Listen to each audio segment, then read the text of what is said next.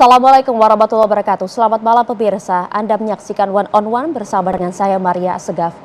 Tragedi memilukan kembali mengguncang dunia pendidikan pesantren kita. Atap dari Pondok Pesantren Al-Hosidi di Budulan, Sidoarjo, Jawa Timur ambruk pada saat para santri sedang menundukkan kepalanya bersujud menghadap Sang Holik. Tragedi ini tentu menyisakan duka sekaligus menimbulkan pilu karena total hingga hari ini ada 13 korban meninggal dunia dan 100 korban yang kemudian mengalami luka maupun juga belum terselamatkan hingga mereka yang telah berhasil dievakuasi selamat meskipun sudah berada di hari keempat proses evakuasi. Atap mungkin runtuh tapi iman mereka tetap utuh. Kita coba ingin membahas bagaimanakah kemudian fokus kita kepada pondok pesantren.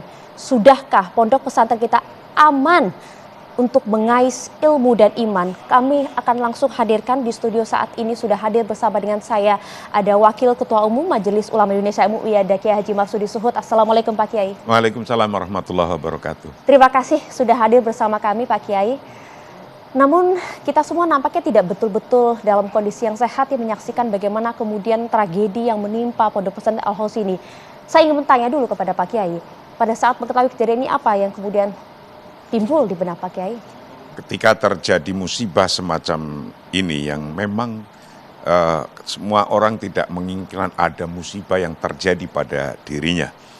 Namun ketika terjadi musibah yang semacam ini memang ajaran agama yang paling positif bagi kehidupan dikembalikan lagi kepada Allah Subhanahu wa Ta'ala, dan juga kita harus memikirkan ke depannya baiknya bagaimana.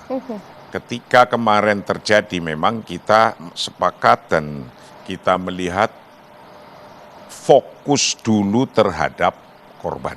Ya, itu intinya. Evakuasi. Fokus itu. Nah kemarin saya pun belum mau ngomong tentang hal lainnya, tapi saya dalam konteks ini sekarang ini mengucapkan terima kasih terutama kepada pihak-pihak pemerintah kayak gubernur, wakil gubernur, pemadam kebakaran dan tim yang kuning? BPBD, tim SAR, ya, tim SAR dan semuanya yang terlibat untuk membantu mengevakuasi, menyelamatkan korban-korban musibah ini. Dengan hati yang sangat dalam kami ucapkan terima kasih sekali pada beliau-beliau yang berjuang siang malam tanpa berhenti. Betul. Musibah tidak kita inginkan, musibah sesuatu yang terjadi yang kadang-kadang semuanya itu begitu saja kita tidak menginginkan tapi dilalah terjadi. Betul. Nah dalam konteks musibah ini semuanya alhamdulillah kalau dalam agama mempunyai ajaran agama yang mungkin jika hanya rasional saja itu bisa saja stres terus. Ajaran positif agar tidak terlalu depresi itu ajaran tawakal kepada Allah. Meskipun dalam kondisi seperti ini kami tidak bisa bayangkan bagaimana orang tua. Tapi harus ada itu. Kalau tidak, misalnya saja tabrakan motor, kan nggak diinginkan kan. Kemudian luka atau cacat atau bahkan apa. Apa itu yang harus kemudian kita pikirkan terus. Nah, ketika ada ajaran bagaimana kita juga tawakal kepada Allah, tapi jangan cuma istilahnya tawakal, karena akilha tafatawakal ala Allah, ikat dulu itu ontanya, tapi kemudian kita berserah diri kepada Allah. Artinya ada usaha-usaha dulu yang untuk meminimalisasi resiko-resiko. Lah yang semacam ini pesantren ya, sebagai saya orang pesantren dari pesantren zaman dulu, salaf, yang bangun kombongan, gudean, kalau sekarang itu dormitory atau disebut untuk santri-santri, ya. asrama santri. Kalau dari zaman saya pesantren zaman dulu yang bangun itu santri. Misalnya kayak gini, santri dari Cilacap, ada di situ 50 atau 100 orang, nanti akan membangun asrama kombongan itu dinamain santri Cilacap. Santri dari Kebumen, di Jawa Timur nih, saya di Jawa Timur.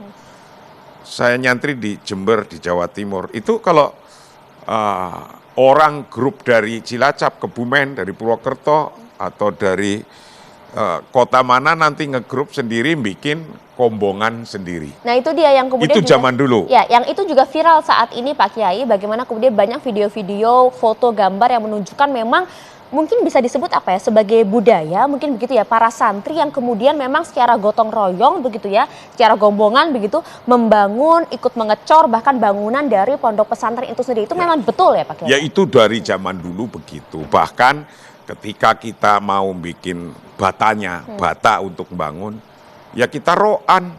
Roan itu kerja bakti. Kerja bakti itu ya kita bikin juga itunya sendiri, batanya sendiri, dibakar, kemudian dibangun.